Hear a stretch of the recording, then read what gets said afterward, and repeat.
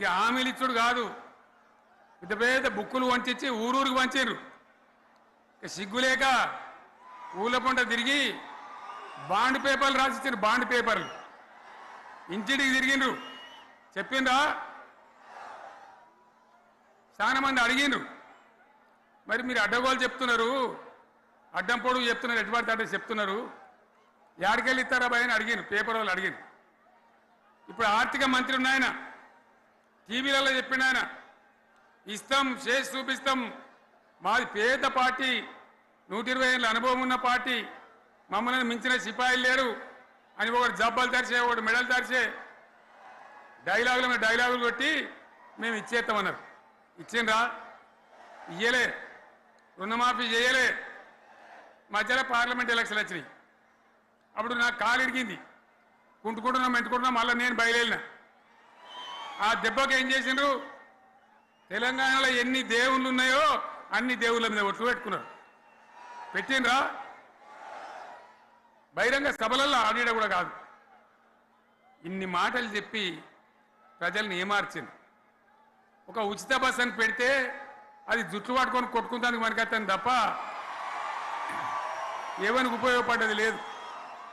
ఆ మహిళలే అంటారు మాకు ఎందుక ఉచిత బస్, దరిద్రం, మాకు అవసరమే లేదు అంటాను. అటువంటి ఒక్క పథకం పెట్టి ఇక ఇప్పుడు మళ్ళీ పెద్ద నోరు పెట్టుకొని వాళ్ళే మాట్లాడతారు. అంటే అంటే మాట్లాడతారు, అబద్ధాలు చెప్తారు. మాట్లాడితే బీఆర్ఎస్ వాళ్ళ మీద నింద, మాట్లాడితే కేసీఆర్ మీద నింద. ఇది ఒక అలవాటు చేసుకొని ఎవరికి నోరుంటే వాంతే లెక్క అనే పద్ధతిలో అడ్డమైన మాటలు మాట్లాడుతూ చాలా ఘోరంగా మోసం చేస్తూ ఉన్నారు. ఎట్లున్నదంటే కాంగ్రెస్ వాళ్ళు చెప్పింది చాలా సిపాయిలం, మా అంత సిపాయి లేడంటే జనం నమ్మితిమి, ఆశపడ్డాం కదా, నమ్మి బోల్తా పడ్డాం కదా, గల్లంత అయినాం కదా. ఒక ఊళ్ళే మొలక నాట్లేసే టైం వస్తే అలుకుడు చేస్తాను, బట్టలుతాను.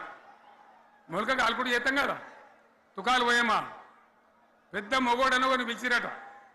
మొగోడని మొలకలుస్తానికి పిలిస్తే ఎలుక పిల్లని చూసి ఎల్లంకర పడ్డాడు.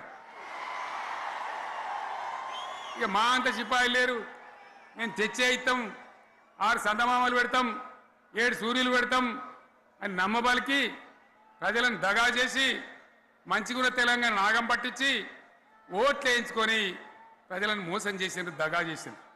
ఈ మాట నిజం, మీ అందరికి తెలుసు. ఇవాళ ఏం మాట్లాడతారు? మమ్మల్ని ఎవరు నమ్ముతలేడు, మాకు అప్పు ఉడతలేదు, యాడికెళ్ళి తెచ్చియాలి,